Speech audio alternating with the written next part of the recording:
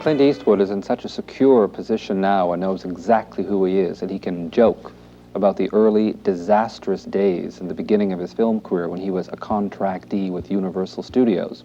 He made a lot of bad films, films like Revenge of the Creature and Tarantula, but one of the high points in making what he now calls the Dogs and Disasters was one called Ambush at Cimarron Pass, and Clint Eastwood in New Orleans talks about that early film. Well, in those days, it was, in those days I was, you know, a contract player, and it wasn't a question of magazines. I wasn't even put in pictures too much at Universal.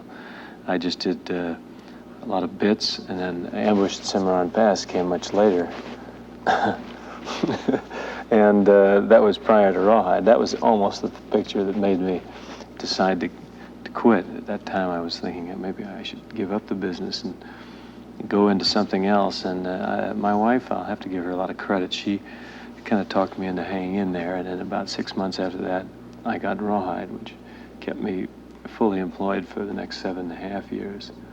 8 years on the air it ran.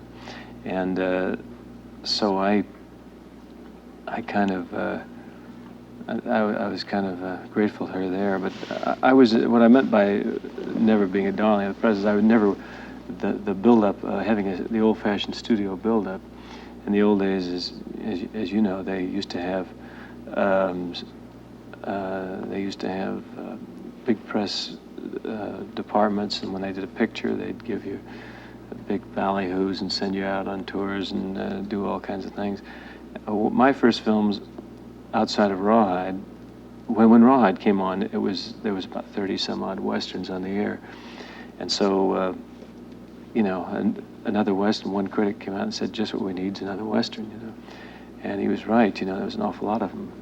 Then when I left that and I went into films and started making films. I made the first 3 in Europe, and they weren't. You know, the first one, The Fistful of Dollars, wasn't intended to be much of a picture. It was intended to be sold maybe on the Italian market, and if they could sell it to Japan and a few other markets, fine. If they sold it to Canada or the United States, something that was sensational.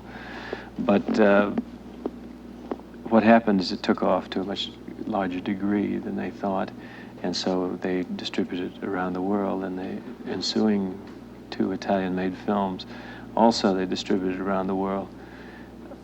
But then there was never any campaign as far as I was concerned. In fact, I had to do those 3 films before I even started getting any offers from American producers, because I was still considered a television actor, you know, kind of class-conscious group. You know, you say something like there wasn't much expected out of A Fistful of Dollars, and there's this whole pattern of self-deprecation by Clint Eastwood on Clint Eastwood. I mean, one never hears you talking about the fact that when you read that script and when you gave it to your wife Maggie, you were the one who did the comparative study on Kurosawa and Yojimbo and the Seven Samurai. You're the guy who plays Bach. You're the guy who, in the middle of defining somebody else's work and comparing your own, can say, you can't have a cartoon in the middle of a Renoir. Mm-hmm. And yet, at the same time, this never comes out. Are you hesitant to push forward the Clint Eastwood that reads and intellectualizes and plays Bach? I'm hesitant only in the sense that I hate to, you know, because it's not really acting per se. You know, you're getting into a lot of other things, and you're talking about films in general, filmmaking in general, but acting is really not an intellectual art. It's an emotional art, and people who intellectualize it usually talk their way out of a lot of very good things that might come out of their instincts. And I work from an inside level on the script, reading the script, as you say, and deciding whether to do it and whether Fistful of Dollars might become something that was unique. That may be a combination of many things. Maybe a combination of luck, skill, or some sort of psychic thing that it might capture the imagination of the public. I don't really know. I just know that it appealed to me at the moment, and I thought it might have a chance to appeal to the public. However, it was made for a limited budget, $220,000, which is considered low. And the Italian producers of the show, not the director, Sergio Leone, but the producers, would have been very satisfied if the picture had made $300,000. But when you their sights weren't high. In other words, they weren't anticipating sensational kind of international gross on the thing. They just kind of thought, well, make a pretty good little film, and this guy's been exposed on television in the United States, Western Hemisphere, and maybe that'll help us get a few more bucks. But for the most part, you know, if we can do a little better than break even, we'll be happy. You simplify your philosophy and approach to acting and directing, and yes, you say it's emotional and it's instinctive, it's intuitive, and that you don't stay awake nights pondering the intellectuality of what you're doing. But then when you come up against people that you've worked with, like Julie Harris, Geraldine Page, Elizabeth Hartman, Jessica Walters, people who really are either New York studio oriented or tremendously internal performing artists, are you working on the same wavelength with a Geraldine Page or a Julie Harris? Sure, because they're all working the same way. They're all working on a very instinctive level. They're highly trained actresses, all of them extremely good. That was one fortunate thing about working on Rawhide, was that I got to work with people like the Julie Harrises, that they could afford to bring in those kind of guest stars, and it made a great training ground, because I did 250 hours of that show with very fine people coming in and being your support every week. But I think all acting is on the same wavelength. There's just many ways of teaching oneself to act, and there are many actors that approach things differently.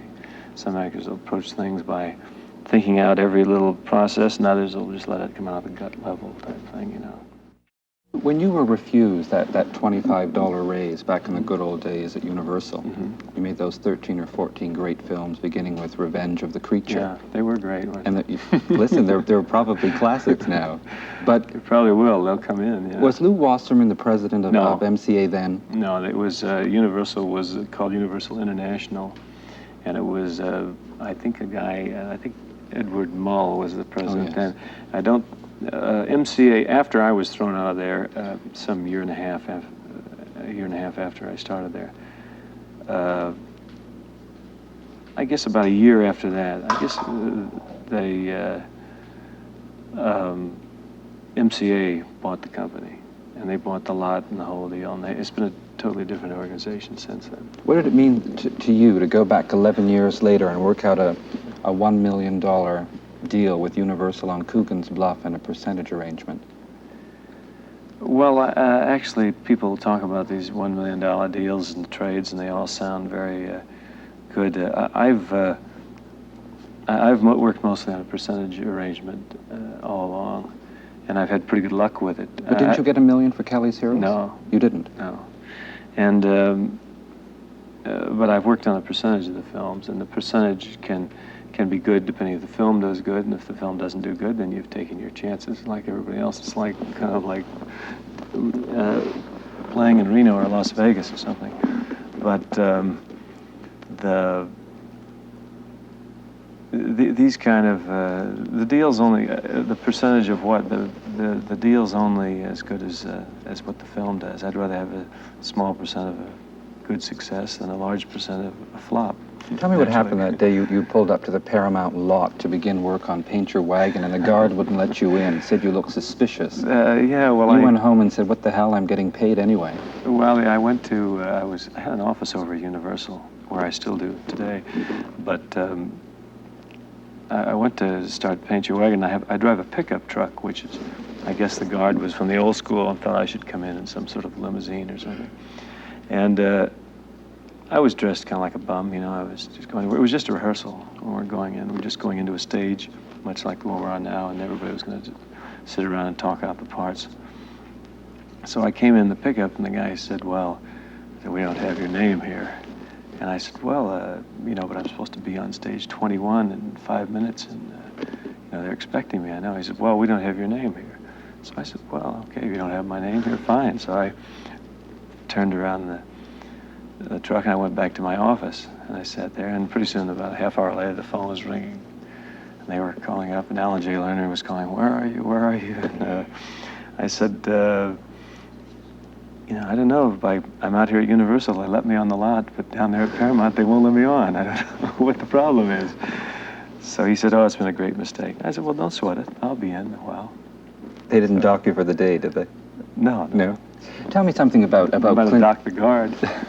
Might not be there anymore. No. You and Rosalind Russell accepted from President Nixon the appointment of being on the board of a council which would represent the motion picture industry in the National Council for the Arts. Mm-hmm. And since you and Miss Russell accepted this 6-year position, I'm just wondering, what's the definition of what Clint Eastwood and Rosalind Russell are supposed to do for the National Council of the Arts through the motion picture industry? Well, the National Council is a council that sits on, you know, there's some $80 million, 80 some odd million dollars that is granted out over the years to various art functions across the United States. And people apply for these grants, and then they have to match these grants by locally raised funds. And the National Endowment has various committees that investigate these people who are applying for grants, and ask what the you know, whether they're worthy or whether they're just trying to scam some loot, you know, somewhere along the line. So. How often what do you do? Once a month you all have a meeting? No, once 4 times a year. Then they find out if these people are qualified due to the matching grants and all that. Then these committees will meet with the council, which is about, the council can range, depending on how many people are able to attend, maybe range from 20 to 40 people. And you and Rosalind Russell make the decision? Well, no, there's Rosalind Russell, Robert Wise, Gregory Peck, I guess, is on. There's a group from every art. I mean, there are dancers, there are singers, there are actors, there are musicians, jazz musicians, classical. There's every type of person on this council, and then the committee brings these recommendations up, and then you talk about them and vote on them. Thunderbolt and Lightfoot is Clint Eastwood's 26th feature film, and your 27th will be The Eigersanction, which you're going to direct in Switzerland. Mm-hmm. But in talking about a man with 26 feature films behind him and his 27th ready to go as a director, I'm interested in one of your assessments and press assessments of Clint Eastwood. As you pointed out once, and can certainly be verified as recently as Time magazine and Jay Cox writing on Thunderbolt and Lightfoot, and he felt that Eastwood had loosened up and had displayed a sense of comedy that hadn't been there before. And well, Jay Cox and Andrew Saris and Vincent Canby and Bosley Crowther can be very receptive to what you're doing and the impact of what you represent on a modern contemporary screen. The women are almost vitriolic. Pauline Kael dislikes you intensely. Judith Christ, I don't think has ever given you a favorable review. And Penelope Gilliatt, Occasionally. in talking about Clint Eastwood, says, well, he makes movies and I review the cinema. And there's this thing that perhaps a lot of the women in press are reacting the way a lot of women are toward modern cinema, where it's all male, it's male-oriented, controlled by, starred by, created by, and there's no place for the woman. Have you ever thought that female critics are reacting on that level? They might be. I mean, they might be, though I doubt it in the case of Judith Christ or somebody like that. I think in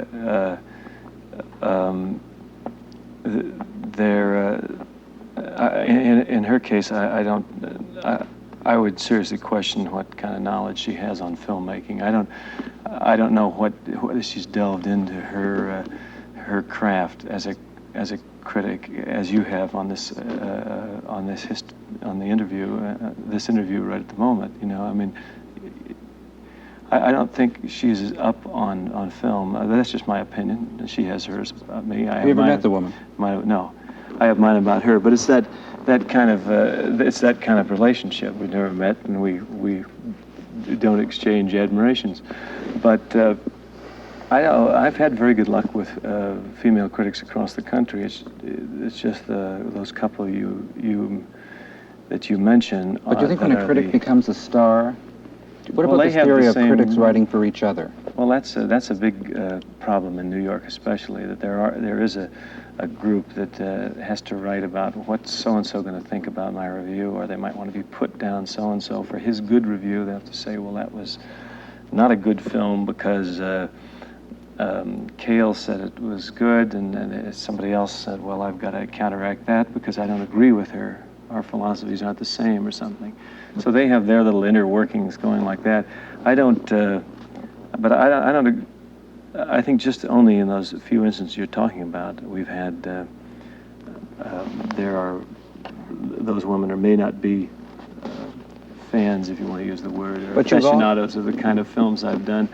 But as far as the male-oriented cinema, I don't think that's true in a way. I mean, I think that no more than any other industry, and actually there's a larger population of men in the business than there are women.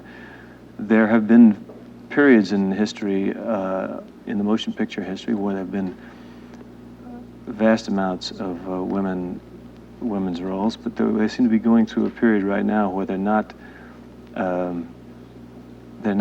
very prevalent. Clint Eastwood may be a sex symbol, and indeed he's certainly proven to be to millions of women. His comments on women and women in film are very interesting, which you'll find out. You have never, excluding... But even when I've made films that had predominant women roles, like for instance, Play Misty for me was the best role in the picture was the woman's role. Jessica Walter. The Beguiled, which received very favorable reviews, had 7 major parts for women. Judith Chris thought was disgusting, you know. So I mean, you can't win for losing in there. So I don't think that the theory you're presenting, that they're rebelling against the fact that there's not enough women's roles, which I happen to agree with, by the way, that there's not enough major functions of women in films today, is because they're of these the type of films I do. Because even when I've done them that have had these good women's parts, they're not they never go my way, if you want to use that kind of. Right. I think that the thing with women in films is just kind of a fad thing. I think eventually somebody will come along. Maybe The Way We Were might help. Maybe Love Story help. Somebody will come along with some major parts for women, and then it'll equalize out. Right now, the fact that male relationship pictures are nothing new. It's not new with Redford Newman. It's not new with myself, Bridges, or whatever film you're talking about. I mean, back to Gunga Din and way on back, they were always popular, and I think they're popular because women like them too. I mean, women are very good audiences for being objective. They like a good entertainment. They like a good relationship, whether it's the relationship between two men or the relationship between man, woman, or whatever. Okay, you're talking about fine actresses. No one would contest that Geraldine Page, Julie Harris from Rawhide, or Jessica Walter are fine actresses.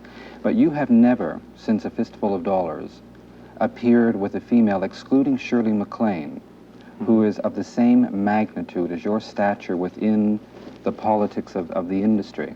Mm-hmm. You know, you I see what you mean. You know, I mean, why doesn't Clint Eastwood have Barbra Streisand or Elizabeth Taylor? Why weren't one of those people in The Beguiled or Misty?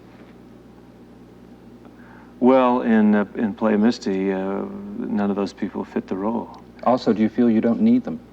Is it going to have that much of an effect on the gross if they are in it? Maybe not, but to me, I choose a person to be in a film that my company produces by how they fit the film. I would rather have a film where everybody fits their character rather than have a name for the sake of the namesake.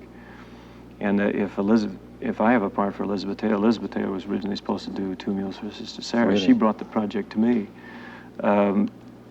You know, that would be great. If I had a part, Barbra Streisand and I have talked about doing a film together. But you know, it's that big thing of finding material. How can you find really good stories? That story is everything, and without that story, there's no use putting all these peripheral components together without the center. You know, you talk about the ladies, the ones you've worked with, the ones you might work with, and a lot of names have come up. But one name that you have spoken of with affection in the past is Inger Stevens. And I wonder what, in your opinion, having worked with her, separates the strength of a Geraldine Page from the weakness of an Inger Stevens, where a woman gets up one day and kills herself. Well, I don't know. I only worked with Inger on Hang 'em High. She was a tremendous lady, and she had tremendous quality on the screen. What I knew of her in person, I thought she had tremendous quality too, but she was evidently very vulnerable in a certain area. I mean, everybody is. She just evidently succumbed to some degree. I don't know. Geraldine's a different type of person, where everybody's different, you know. Do you think there's any Midnight Cowboy and Thunderbolt and Lightfoot? Well, a lot of people have said they thought the ending felt a little bit like Midnight Cowboy, but I tell you the truth, I didn't think of it till somebody presented it recently. Who's going to be in the Iger sanction with you directing? I don't know yet. We're just getting into that now. We're just starting the casting, so you know, we'll try to get the best possible people for the roles. All right, maybe you can bring Elizabeth Taylor, Barbara Streisand, Paul Newman, and everyone together and do a big film with everybody. That's been done before, and I think it's terrific. But we don't do a film just because it isn't a question of needing anybody. I mean, you need everybody. I mean, you need everybody if the role's right.